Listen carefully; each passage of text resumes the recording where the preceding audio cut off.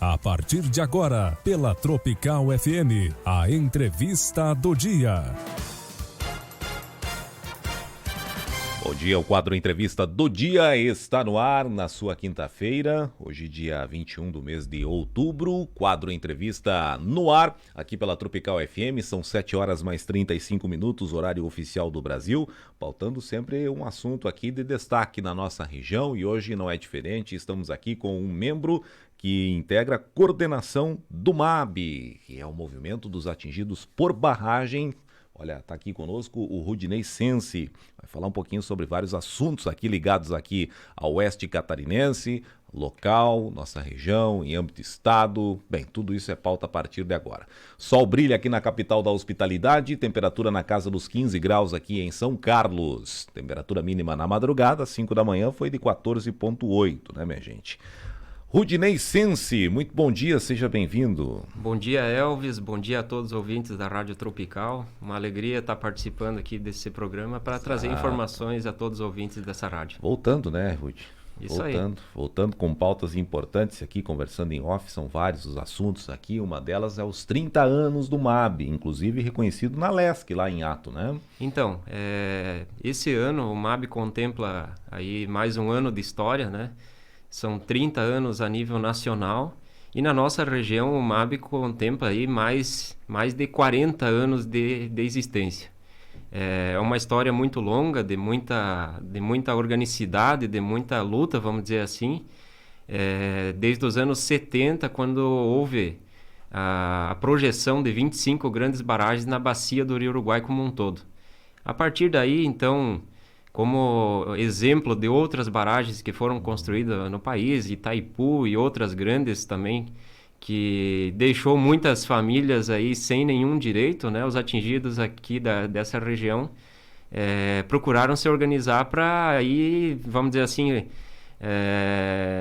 para que eles pudessem ter uma indenização justa na época, esse era o lema, né? Então, e defender as suas terras, enfim, porque o entendimento que se tinha era de que as barragens iam causar um impacto muito grande e as famílias iam sair sem direito nenhum. Então, foram criadas comissões regionais dos atingidos por barragens e essas comissões regionais, com o passar do tempo, no final dos anos 80, elas se organizaram a nível de país e com isso contemplaram, então, a consolidação do MAB, né? Movimentos Atingidos por Barragens, através de um congresso que aconteceu. Inclusive, boa parte desse processo organizativo aconteceu aqui na região, em Chapecó. Então, esse processo histórico é importante para nós aqui, porque tem raízes essa aqui, região aqui, ela tem uma parte muito importante na consolidação do movimento, né? E a partir da sua consolidação, né, quanto movimento social, ele passa não só a discutir a questão da energia, né, do debate da questão do direito lá, direto do atingido lá, o ribeirinho, que ia ser atingido pela barragem, mas discutir também outros pontos do setor energético, trazer presente outras questões que vão de encontro à melhoria da qualidade de vida da população ribeirinha atingida, pescadores e assim por diante. E esse reconhecimento foi em âmbito estado agora recente, Isso, né? Então, através de uma proposição da deputada Luciane Carminati, o movimento foi homenageado na LESC no dia 4 desse mês, pela sua importância de estar construindo a nível de estado uma política estadual de direito dos atingidos, né, Elvis? Porque ao longo desses, vamos dizer assim, mais de 40 anos que o movimento aí vem debatendo essa situação dos atingidos por barragens e tentando construir políticas públicas que vão de encontro não só aos atingidos direto, mas à sociedade como um todo, porque de certa forma a construção de uma hidrelétrica ela impacta o atingido direto, mas tem uma gama de atingidos indiretos, os municípios que fazem parte de um processo desse são atingidos indiretamente também. Então, o movimento ele busca contemplar todos esses, vamos dizer assim, sujeitos, né, que fazem parte desse processo. E houve esse reconhecimento, né, por parte da Assembleia Legislativa, né, pelo movimento estar construindo essas políticas públicas que vão de encontro a isso, né? A melhoria do processo como um todo, que tenha uma política estadual de direitos para que Na questão do preço da luz, né? Vimos discutindo também hoje.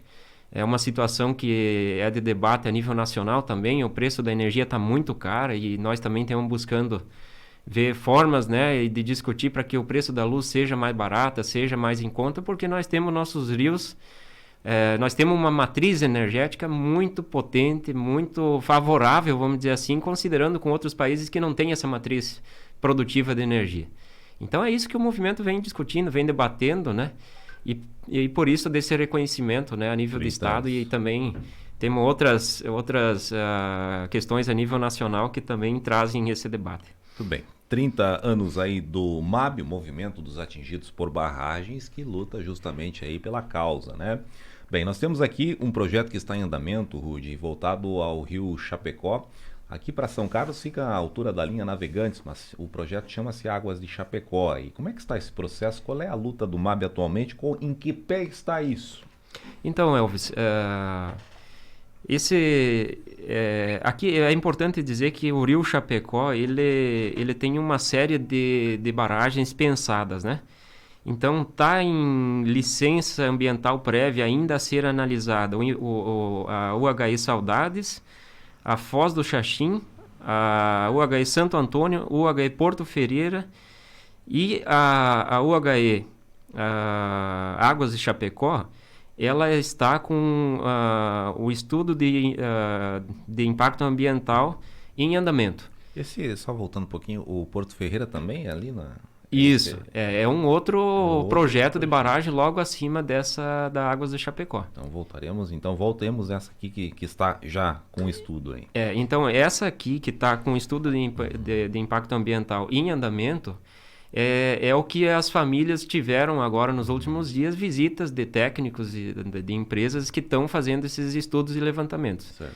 Mas é importante dizer para a população ribeirinha, inclusive a sociedade como um todo acaba, né, de certa forma, ficando nessa apreensão do andamento do processo. Até pelo que já tivemos na Foz aí. Né? Isso, então a gente sabe que esse é um debate muito complexo, vamos dizer assim, né, porque esses estudos vão passar por todo um crivo posterior a eles serem realizados.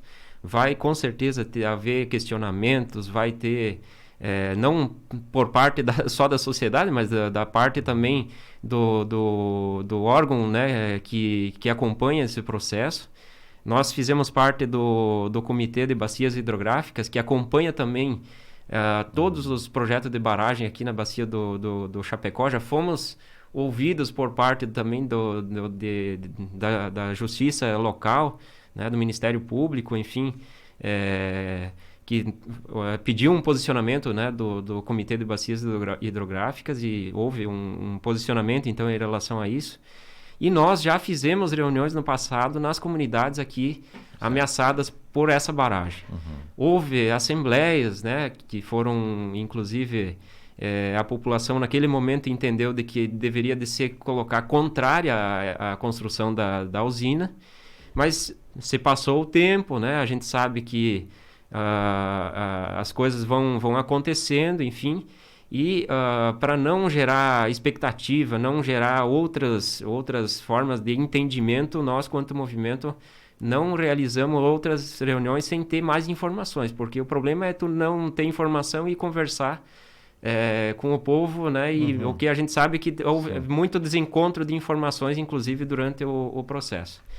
E agora a gente vai retomar, fazer reuniões nas comunidades, tanto do lado de Águas de Chapecó quanto de São Carlos, para nós avaliar, então, em conjunto com a população local, qual é a posição dessas famílias em relação a esse caso. Então, a gente sabe que como não tem uma política estadual de direito de atingido, geralmente os problemas causados durante os impactos que são causados na construção de hidrelétricas, ele remete a cada barragem que é construída, vamos dizer assim.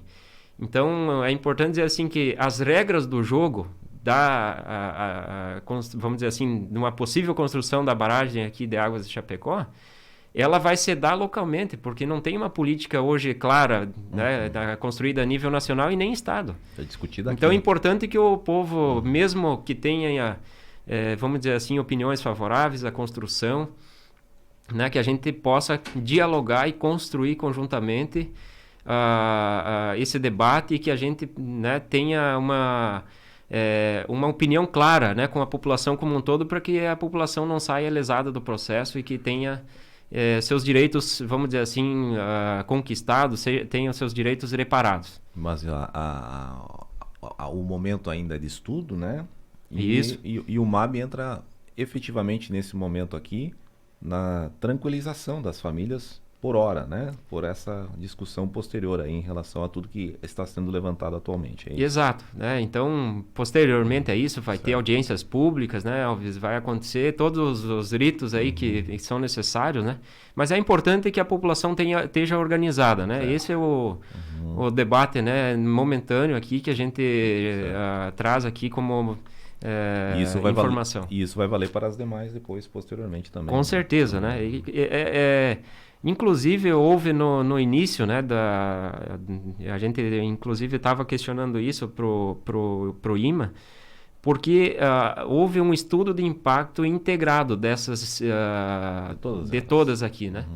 E esse estudo gerou um documento enorme, inclusive tem muitas páginas, né, que foram apresentadas desse estudo, e foi solicitada uma revisão desse estudo. Certo. E a gente não tem ainda em mãos, né, qual foi o parecer, né? A gente só tem aqui a liberação dessa aqui de Águas de Chapecó, que de certa forma impacta em todos os outros projetos da bacia, vamos dizer assim. Certo. Então tá aí. Então, novidades nós vamos ter que aguardar, então, porque tem esse estudo aí, essa revisão a ser divulgada aí. Mas, essa é a de Águas de Chapecó, mas o MAB ainda tem ligações aí relacionadas à luta em relação à Foz do Chapecó também. Continua, né, MAB? Rudney? Isso, temos aí algumas ações que ainda, vamos dizer assim, estão com pendências, né, que a gente vem acompanhando. Nós Acho que ali ficaram bastante, né? A gente diz assim que é doloroso o processo, né, porque a gente vê muitas coisas demorando a acontecer e algumas delas nem acontecem, né? A gente agora tem, inclusive, dá para se dizer assim, que é uma conquista e fez parte de um debate que o movimento teve no passado, que é, em virtude da estiagem, aquelas famílias que pegaram carta de crédito, a gente conseguiu que não fosse feito o pagamento, né, daquele valor que é remetido em sacas de milho. Então, para esse ano, as famílias não vão precisar fazer o pagamento, né, das cartas de crédito nesse sentido, pelo motivo da estiagem que aconteceu há 2 anos. Nós fizemos várias reuniões. Temos também um processo em discussão com a empresa ainda, que é com os pescadores da montante e da jusante, que ainda é um debate muito... vamos dizer assim, que precisa ser avançado, né? Porque é um público que foi atingido, né, significativamente, né, com a redução do pescado, com a falta do pescado, né, tanto aqui para baixo da usina quanto para cima, né? Então temos debatendo aqui a implantação agora de um ponto de apoio lá na região de Itatiba do Sul, que a Foz inclusive divulgou nas redes sociais, que os associados da associação vão estar sendo beneficiados com uma implementação de um ponto de apoio. E temos também debatendo aí a questão de um curso, né, voltado para os pescadores da montante, para discussão do debate de tanque-redes, né, e junto com o Instituto Federal aqui de São Carlos. Então temos aí para ver se a gente consegue implementar nos próximos meses, enfim, essa questão desse curso que vai, vamos dizer assim, capacitar os pescadores para que a gente pense conjuntamente aí outras alternativas, né?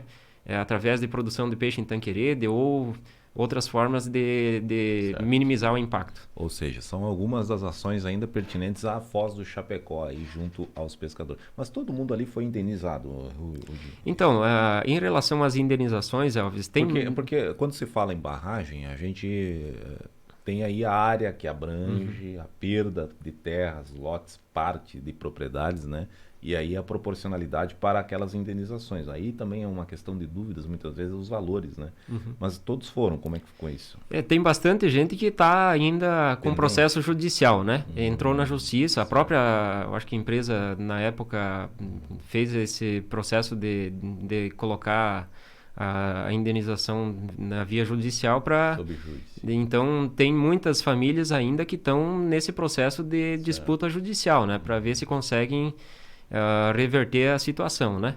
É aquele caso, né? Tem muitas famílias aí que na época não conseguiram comprovar com documentações que eram exigidas, a forma com que foi definida a regra, né? Vamos dizer assim, de indenização também lesou muita gente. Então a gente sabe que é um processo complicado, complexo, né? E são os efeitos, né, que a gente tem posterior a esse processo como um todo. Legal, tá certo. Energia elétrica, Rudinei. Nós temos aqui, ó, 2 pautas na luta do MAB relacionado à tarifa rural. Primeiro, a tarifa social, que já foi uma conquista aí do MAB, né? E a busca aí pela tarifa rural, esse daí de um benefício aí que foi retirado tempos atrás, e você vai explicar para nós aqui. Primeiro, a tarifa social, que é esse daqui que passou na Câmara recentemente, Isso. Né? Então, da tarifa social, Elvis, no período da pandemia, o movimento fez um debate muito grande para que, né, tivesse um apoio às famílias que mais, né, necessitavam. E aí, a gente conseguiu no ano passado ainda aprovar para que as famílias que tivessem no cadastro único, no CAD, tivessem uma isenção, vamos dizer assim, um desconto na tarifa da energia. Esse desconto ele é variável, né? Ele começa com 10% até 100% do desconto. Certo. Tem uma tabela aí que exemplifica, né, até quantos quilowatts a família gasta no mês, enfim. Mas para ser mais específico aqui, vamos dizer assim, no estado de Santa Catarina, Elvis, mais de 300 mil famílias, elas estão cadastradas no cadastro único. Certo. E em julho desse ano, apenas 59.609 tinham acessado o benefício. E a gente vinha... como é que funcionava para a família ter acesso? Ela tinha que procurar, muitas vezes, o CRAS do município, conversar com a técnica lá, né? Isso, com o pessoal da assistência, enfim, e pedir ajuda para que fosse ao escritório local, levar a documentação e pedir para que ele tivesse o acesso. Nós achamos que não precisaria ter todo esse transtorno, essa burocracia, né? Muitas vezes é dificultoso, né? E tem pessoas que são limitadas a isso. Exato, também, né? Justamente isso também tem essa dificuldade. Precisava ter acesso com internet para fazer essas coisas no período da pandemia, então dificultou muito. E nós passamos a dialogar com parlamentares, com o governo, para que pudesse essas famílias ter o acesso automático. E foi isso que aconteceu agora com a aprovação na Câmara dos Deputados. O projeto ainda não está vigorando, né? Mas passou já. Mas passou. Certo. E as famílias, todas essas famílias vão ter acesso automático. Então, quem tem o cadastro único passa a ter um desconto na tarifa de energia automaticamente a partir da validação desse projeto, né? Então, certo. É uma conquista para nós agora nesse período, né, do movimento, que vai contribuir em torno de a gente fala perto de 1 milhão de pessoas no estado, né? São mais de 300 mil famílias, né? Então o pessoal automaticamente que faça parte aí do cadastro único, né, já integra a ser beneficiado com a tarifa social da energia aí. Isso. Exato. Em âmbito aqui para Santa Catarina, mas que vem de federal, né? Vem de federal. E outra questão que foi comentado aqui é sobre essa questão da tarifa rural. Exato. Nós entregamos ofícios no ano retrasado ainda para a Celesc, pedindo para que fosse revogada, né, o decreto que foi ainda no período do governo Michel Temer, né, um decreto presidencial que tirou um benefício dos agricultores de um desconto na tarifa rural, que eles tinham 25% de um certo, vamos dizer assim, um abatimento, um rebate, certo, né? Certo. E, de certa forma, com esse decreto, em 5 anos, eles passaram a ter a retirada, né, desses 25%. Então, a partir de 2018, a cada ano que passa, 5% passa a ser acrescido na tarifa de energia. O que a gente tem a dizer com isso é que vai aumentar o custo de produção, né? E, consequentemente, também isso impacta no preço dos alimentos e assim por diante. Então, também é uma pauta nossa do movimento para que seja revogado esse decreto, né? E que os agricultores passem a ter, né, esse desconto, porque era uma forma, vamos dizer assim, de baratear a produção. E a gente sabe que o pessoal usa muitos equipamentos hoje, né? Outro debate também era em torno da questão da qualidade da energia, porque tinha muita gente que tinha que comprar geradores para poder tocar os equipamentos lá na propriedade por essa oscilação, queda e assim por diante. Né? Essa da oscilação da energia aí também teve um capítulo, essa aqui a gente até não pautou aqui, mas a trifásica chegou em algumas propriedades. Sim, aí, né? Sim. A Celesc fez um grande investimento, diga-se de passagem aqui, teve uma melhoria considerável, né? Teve uma melhora na parte das redes aqui da região, né? Então a gente teve um respaldo aí de alguns produtores que vieram falando sobre esse projeto aí, que foram beneficiados e que melhorou bastante, né? Bom, ótimo investimento, boa iniciativa, né? Isso. Aí tá um ponto positivo. Exato, com certeza. E quando positivo. Tem essas iniciativas, a gente tem que elogiar e parabenizar, Exato. Né? Bater palma. Às vezes demora um pouquinho, mas chega, né? Com certeza. Biogás. Em Itapiranga nós temos um projeto, olha, o Rudinei me falava que participou desse projeto aqui, ó, que a usina de biogás lá vai beneficiar cerca de 600 famílias. Aí já é realidade, né? Exato. Então, lá também, Elvis, trazer presente que aquela região lá tem uma luta muito grande contra a construção da barragem, né? Ela tem uma barragem com ponte lá, não é? O projeto seria, né? Mesmo parecido com o da Foz aqui, exato. Né? Mas existe uma unidade muito grande lá de entidades da região, prefeituras, enfim, né? Houve audiência pública já com posicionamento de mais de 20 entidades que se colocaram contra a construção da usina. E fruto desse processo de resistência, vamos dizer assim, na época foi pautado que se tivesse investimentos em energias alternativas, né? E na comunidade de Santa Fé Baixa, então, iniciou lá atrás, em 2009, ainda a instalação de 10 biodigestores, né, numa subbacia, né? E fruto desse processo também, o movimento, junto com a população local lá, foi discutindo a utilização desse biogás, né, que estava sendo queimado e quem quisesse ocupar na propriedade para fazer alguma utilidade podia, mas a ideia era que fosse canalizar esse gás para uma microcentral de geração e que a partir de 2012, né, começou a se efetivar através de um projeto de pesquisa P&D da Eletrosul e que agora está na fase final da implantação do projeto. Então, como você falou, o projeto prevê aí, tem uma capacidade de 400 kW, né, de geração. É um projeto a nível de estado que vai servir de exemplo, né, não só para estado, mas de repente para o país, porque tem tecnologias de biodigestores ali colocados que são novas tecnologias, feitos de madeira, feito de pedra ardósia, feito de aço inoxidável, e vão servir como um laboratório, né, de experiência para a região, para os produtores de suíno que queiram fazer também esse investimento na propriedade, enfim, que também possam conhecer lá embaixo, né, essa experiência. E para nós, né, como a gente vem falando, é bom a gente mostrar que é possível ter outras formas de geração de energia. E um debate que a gente vai fazer posterior a isso agora, com a implantação dessa microcentral, é a geração, vender a energia na rede, né?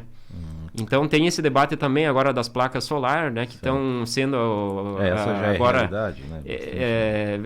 Elas vão ter uma cobrança de uma taxa aí agora para quem instala no próximo ano em diante, né? Ficando mais caro ainda. Isso, então a ideia nossa é de que esses investimentos sejam incentivados, né, e não cobrados, vamos dizer assim, né? Quem diria, né, o esterco ter do esterco suíno, né? Ter esse poderio aí em relação a essa novidade que é o biogás. Aqui, na verdade, é um projeto piloto esse, né? Então, tem projeto parecido com esse que foi desenvolvido pela Itaipu, lá em Marechal Cândido Rondon, né? Mas ele não tinha essa envergadura, vamos dizer assim, esse potencial como tem ali na região de Itapiranga. Lá tinha alguns produtores que eram menor, enfim, a dinâmica era outra. Então, tem essas particularidades, né, que a gente vai conhecer também com a experiência agora, o que vai se diferenciar de um e de outro, enfim, mas tem outras experiências já de investimentos privados, né, que já mostram que é possível e que está aí para poder alavancar como uma alternativa muito boa, né, para a região. Legal, tá aí. Biogás, projeto aí que já é realidade lá em Itapiranga. Quanto que ele gera? 400 quilowatts. E cerca de 600 famílias lá que vão se beneficiar, né? Isso, o potencial está estimado para atender em torno de 600 residências. Certo, legal. Uma perguntinha rápida aqui, 8 horas, 1 minuto, já passamos do horário aqui, Rodinei. Nós falamos da barragem de Itapiranga, tem outra no Rio Chapecó, no Rio Uruguai ali, tem. No trecho, acho que Icaibi não teria uma? Isso, ali? É a barragem Iraí. Iraí para Caibi, ali, né? Isso, é a barragem que está projetada entre Caibi e Vicente Dutra. Isso, Caibi e Vicente Dutra, que é os dois lados ali. É Itapiranga e Barra do Guarita lá, né? E Pinheirinho do Vale. Ali, isso, região, Pinheirinho do Vale. Pinheirinho do Vale. E Caibi e Vicente Dutra, que daí é outra região ali, um pouquinho mais para cima, né? Mais para cima um pouco. Ele foi dividido, o projeto antigo de Itapiranga foi dividido em dois, que daí ficou em dois projetos. Daí ficou essa e a de Itapiranga, né? Mas a de Itapiranga, ela teria uma vantagem ali que seria parecido com a da Foz por causa da ponte, né? Que é uma busca lá pela comunidade. Tá, exato. Né? Teria essa... Mas o interesse da população regional é que seja feita a ponte e não a barragem, né? Exato. Então, tem um projeto conhecido lá na região que é Projeto de Desenvolvimento Regional Sem Barragem. Que eles querem que seja feitos os investimentos na região, mas que não seja construída. Foi feito um levantamento, inclusive, é importante dizer aqui que foi feito um levantamento lá nos municípios econômico. Os retornos, né, vamos dizer assim, com a possível construção da usina, não chegaria a 1/3 do que as comunidades hoje trazem de benefício para os municípios. Então, são comunidades fortes. São comunidades muito fortes, né? Tem uma cultura muito forte também ali. E, claro, todas as regiões, né, como um todo, tem essas particularidades, tem as suas potencialidades, seja ela econômica, social, cultural, né? É importante que o nosso Brasil velho tem tudo isso. Ali a área alagada seria bastante, né? Em função do relevo lá, né? Também. Seria bastante lá. Rodinei, obrigado pela sua vinda, pela sua fala, pelas informações e obrigado aí pela sua demão aí na relação da entrevista de hoje e parabéns pelos 30 anos aí também. Obrigado, Elvis, obrigado à Rádio Tropical pelo espaço. E ficamos à disposição de trazer mais informações aí para a população aqui de São Carlos e região. A gente vai querer bastante informações aí do lado do MAB em relação a esta de Águas de Chapecó, porque é a atual agora, né? Isso, com certeza. Vamos né? trazer aí as informações para deixar o povo a par de cada passo aí que... atualizar o cronograma, que é importante, que a vinda desses técnicos é uma etapa, depois tem os certamente posteriores, é importante a gente atualizar. Isso aí. Rodinei Sense, ele que integra, ele é membro da coordenação do MAB para São Carlos e região aqui. A gente, claro, vai pautar trechos desse bate-papo lá no Jornal do Meio-Dia, mas a entrevista na íntegra, com foto, áudio e vídeo, vai estar lá no nosso site daqui a pouquinho, no tropicalfmsc.com.br. Vem aí, Comando Geral, obrigado pela audiência. Amanhã voltamos com mais um quadro entrevista e mais uma pauta por aqui. Um abraço e até lá. Você acompanhou pela Tropical FM a entrevista do dia.